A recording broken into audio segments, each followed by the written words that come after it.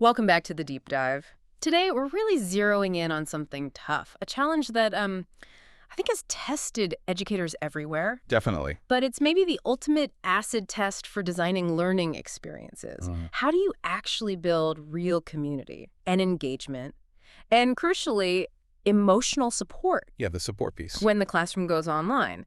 Especially, and this is the kicker, for the youngest learners, like first graders. Right. It's one thing teaching, say, an advanced class over video. That's its own hurdle. Sure.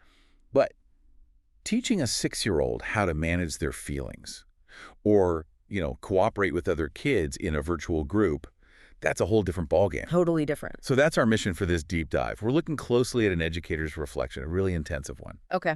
And this source, it moves way beyond just like sticking worksheets online. It's about a deliberate student-first practice.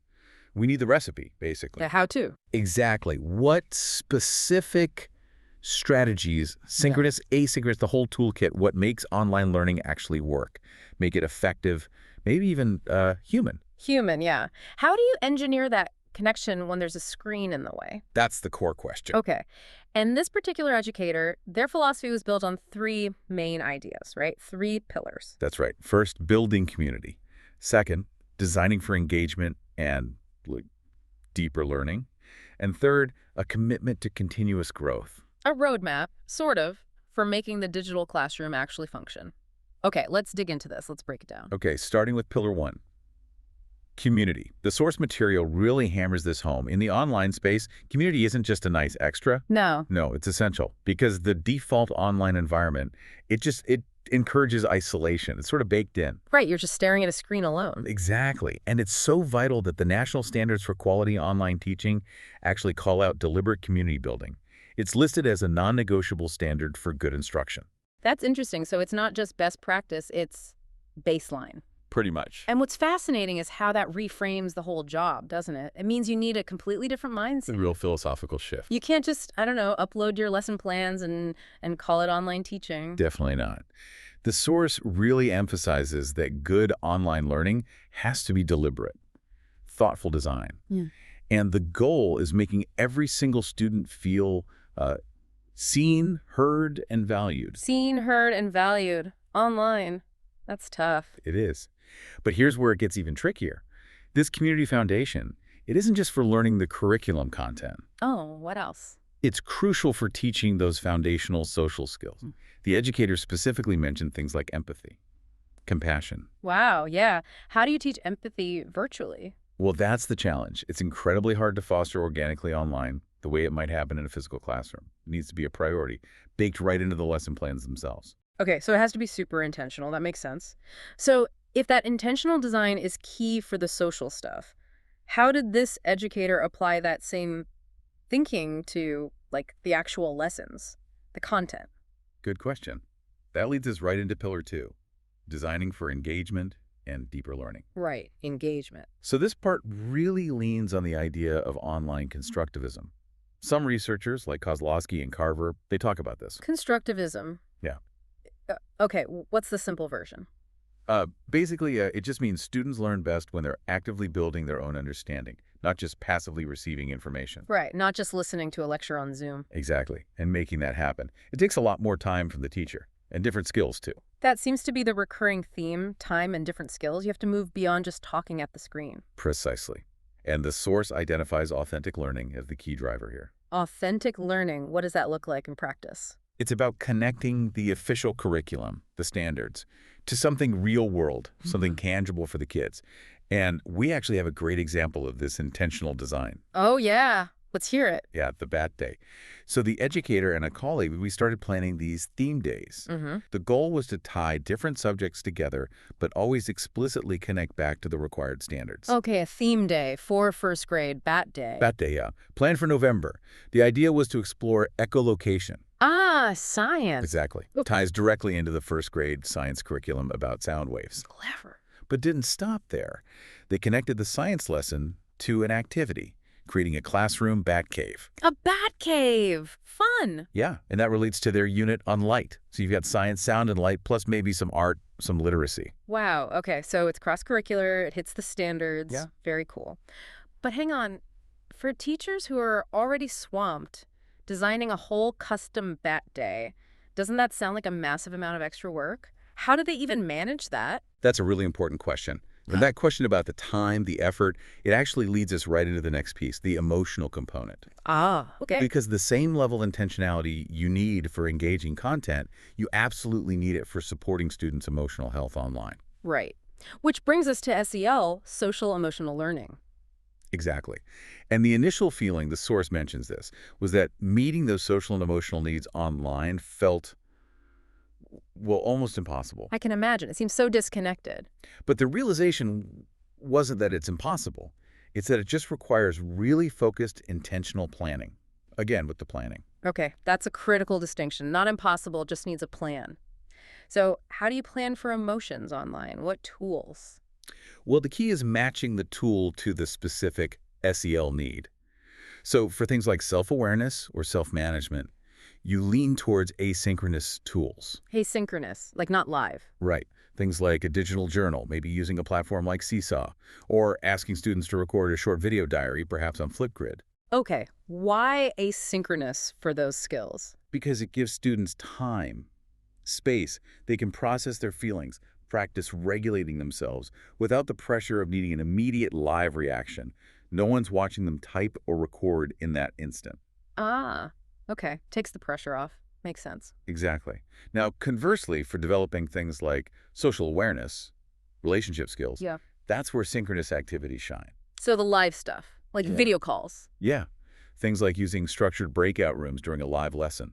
That's perfect for practicing collaboration, listening to different viewpoints. Learning to work together even when they're not together physically. Right. And what the source calls reading the virtual room. Developing that empathy even through the screen, it teaches them how to be part of a group in this new context. Reading the virtual room, I like that. So this blend of tools, synchronous and asynchronous, it seems really important. It is. And it guides us nicely to something called the social presence model. Researchers like Whiteside and Garrett Dickers established this. Social presence model. Okay, sounds a bit academic. Give us the simple version. What is it? Okay. Think of it like a blueprint. A blueprint for making sure students feel like they're actually connecting with real people online, not just, usernames or avatars. Okay, making it feel human. Exactly. It's a roadmap for building that feeling of shared humanity online. And the model really highlights the different strengths of live interaction versus asynchronous stuff. All right, so what does synchronous, the live video, do best, according to this model? Live video lessons are fantastic for boosting what they call interaction intensity and community cohesion. Okay. It's basically the digital version of that morning meeting on the classroom rug. Yeah. That feeling of being together in the moment. Ah, okay. That quick real-time connection. Yes. And there was a really powerful story in the source about this. After one particularly good live lesson, the students felt so connected, so comfortable. They spontaneously started bringing their pets over to the camera and siblings, sharing these little bits of their home lives. Yeah, sharing things that define them outside of school, as the source put it. Things they often couldn't or wouldn't share in a regular classroom. That's amazing. So the screen wasn't a barrier then. It was almost like a window into their world. Exactly. It shows the power of that live connection when it's done well.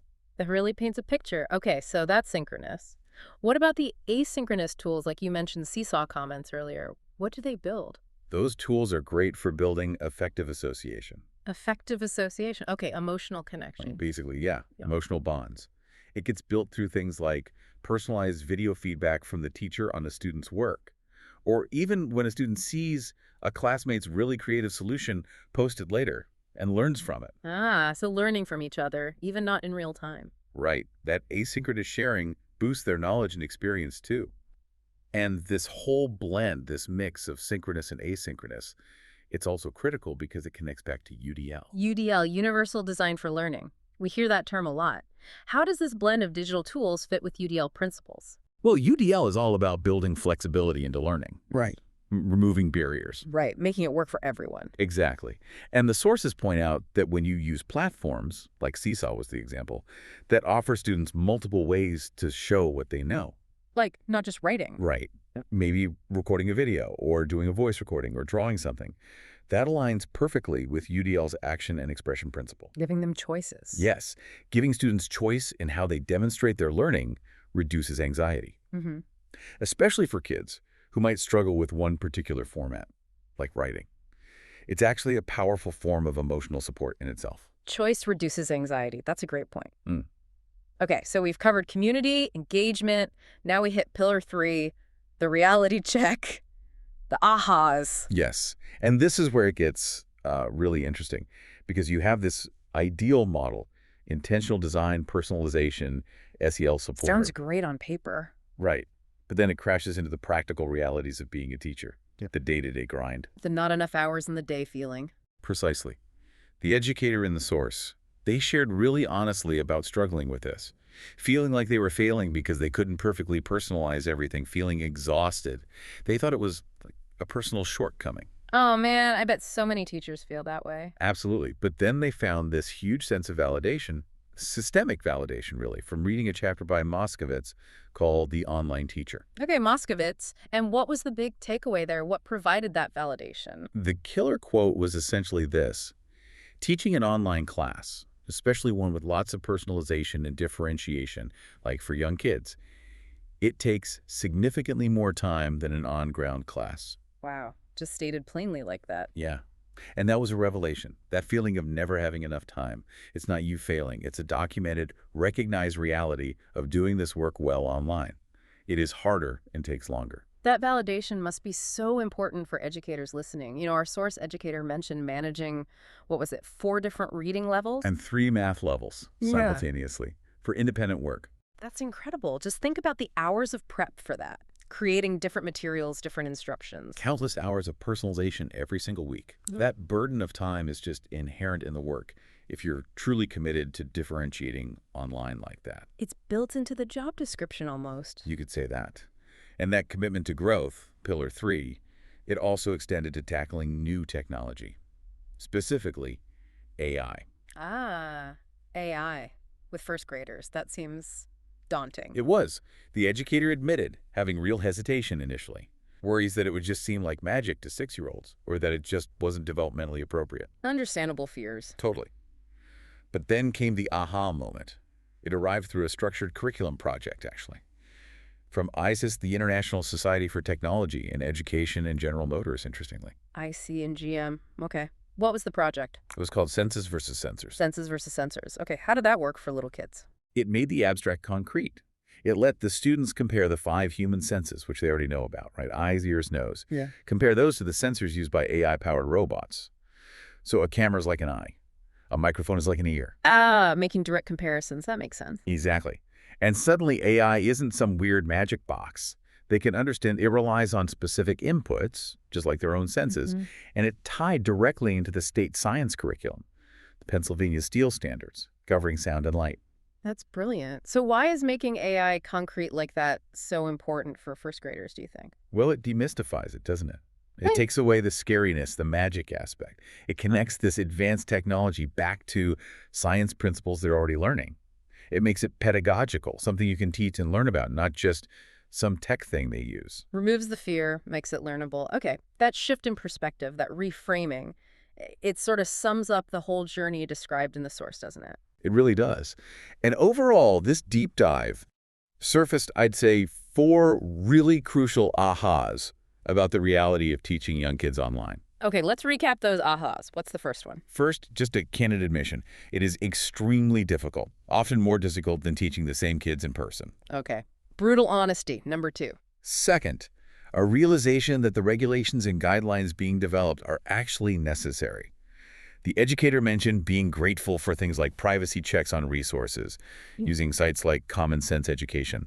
It showed that when admin focuses on those things, it's genuine support. Right. The rules aren't just bureaucracy, they're guardrails. Okay, third, aha. Third, if educators just ignore the online world, ignore these tools and strategies, they risk being left behind, particularly in terms of providing really deep differentiation and honestly preparing kids for the future they'll actually live in. Yeah, you can't personalize at that level without the tech tools. Pretty much. And the fourth, aha. Okay, what's the last one? This one's maybe the most profound.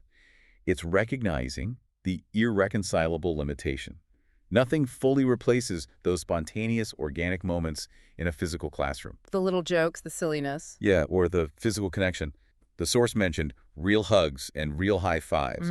You could build relationships online differently, yes. Yeah. But that immediate physical comfort, like putting a hand on a struggling child's shoulder, that's incredibly hard to replicate virtually. Yeah, that human touch. Literally. Exactly. Some things just don't translate perfectly.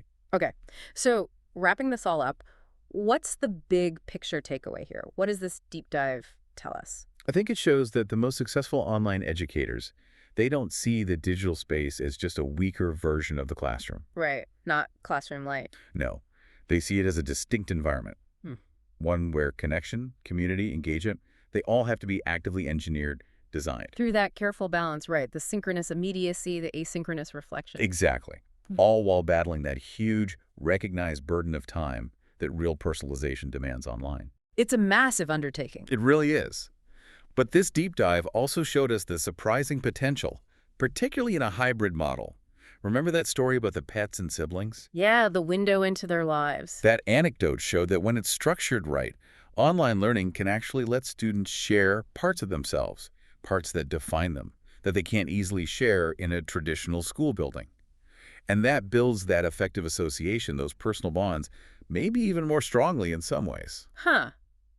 That's a fascinating point, allowing different kinds of sharing. Which leads us to maybe a final provocative thought, something for you, the listener, to think about. Okay, leave us with something to chew on. If effective hybrid learning, with its deliberate design, the intentional community building, the SEL focus, the personalization, if it allows students to share more dimensions of themselves, Uh-huh, leading to stronger connections. could it be that a really thoughtful blend of online structure and in-person connection might actually be the most powerful way to teach young learners today? Not just a compromise, but potentially better.